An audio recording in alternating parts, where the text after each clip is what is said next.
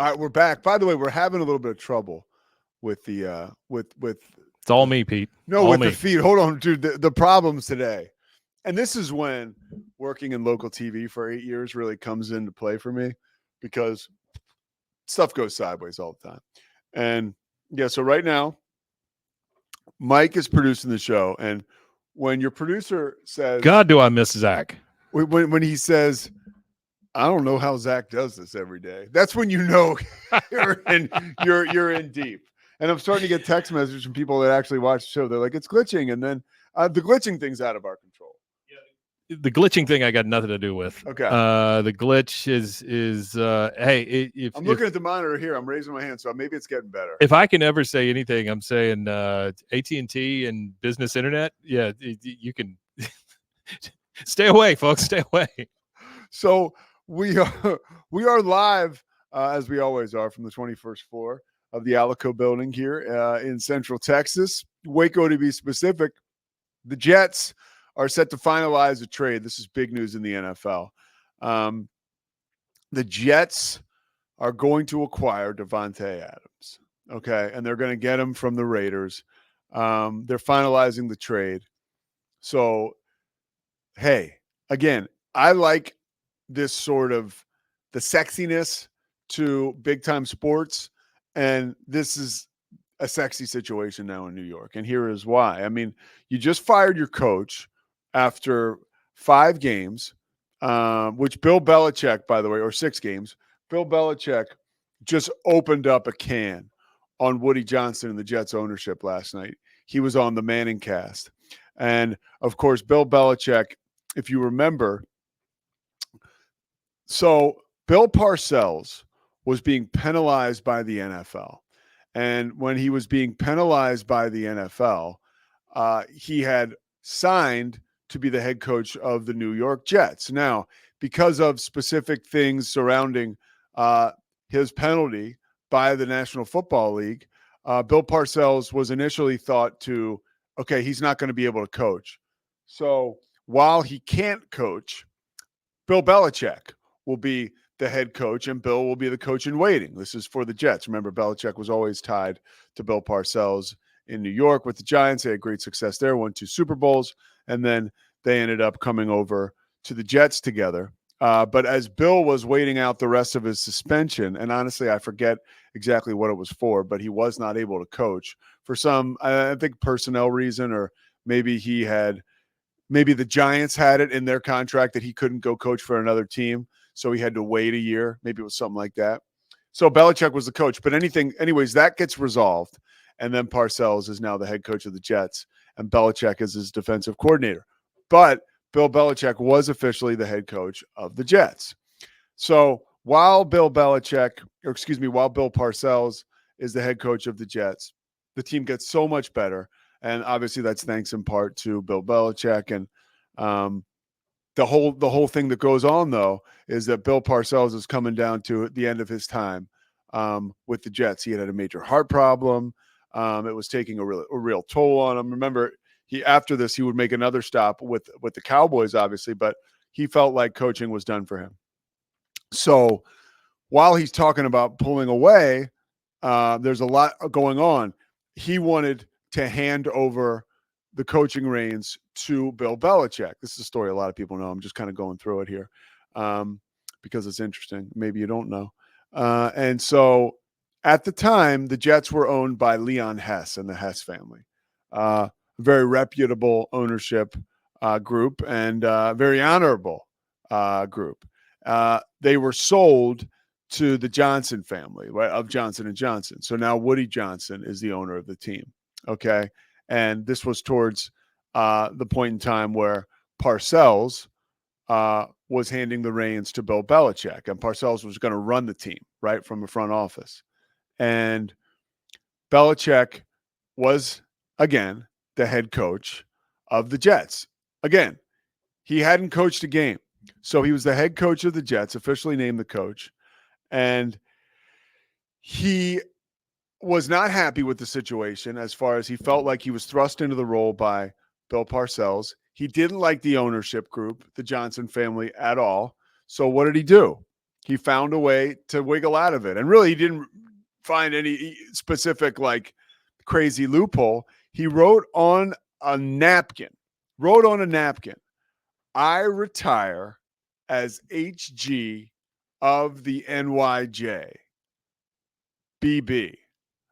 Like, and last night, the Mannings were asking him, like, dude, you literally put your resignation on a cocktail napkin, uh, and you didn't even feel as though you could write out head coach. You wrote HC. They didn't even get to NYJ. And he said, yeah, I was running out of real estate there. And Belichick is showing a sign of himself, doing the rounds on Inside the NFL and also working with the guys on the Manning cast and showing up in commercials. And also he's got a new relationship, which whatever you think of that, he's clearly happy. So like there's a whole nother side of him that we're seeing, but they talked about Robert Saleh and the fact that he got fired after a 2-4 start. Or I'm sorry, no, they were 2-3. It was 5 games. So they talked about that Saleh was fired after a 2-3 start. And in no uncertain terms, Bill Belichick said, hey, that's what you get in New York right now. You look at the graveyard of coaches who have come before with this ownership group, which is Woody Johnson, right? And a lot of folks feel like Woody Johnson had an axe to grind with Robert Saleh because he was working for Donald Trump. And he was, I don't want to say he was working for Donald Trump so much as he was appointed as an ambassador by the Trump administration. So he was overseas a lot. And he didn't oversee the hiring of Saleh. His brother did. So now Woody Johnson's back, and he is not having it with Saleh. He made the decision by himself. So now here we are. So now we have, and this is funny because it goes to our first segment. We've got another crazy owner in the works, right? Because Jerry, you could say, and when I say crazy owner, I'm doing the air quotes. But now here's Woody Johnson. Okay. Now let's take a look at this. And by the way, my man and college teammate, one of the coolest dudes of all time, Joe Douglas, is the general manager of the New York Jets. Not a guy I've got on speed dial. We certainly are on some text chains together. Joe is an amazing dude and clearly an amazing football mind, and was a hell of a left tackle too, at a Lee Douglas High School in Richmond, Virginia. I don't think it's called that anymore, by the way. So we see now Woody Johnson, right? He has really gone all in on Aaron Rodgers, and in a sense where Robert Saleh wasn't getting the job done. You figure you're on borrowed time with this quarterback, right? Aaron Rodgers, one of the best of all time, regardless of what you say about his Super Bowl tally.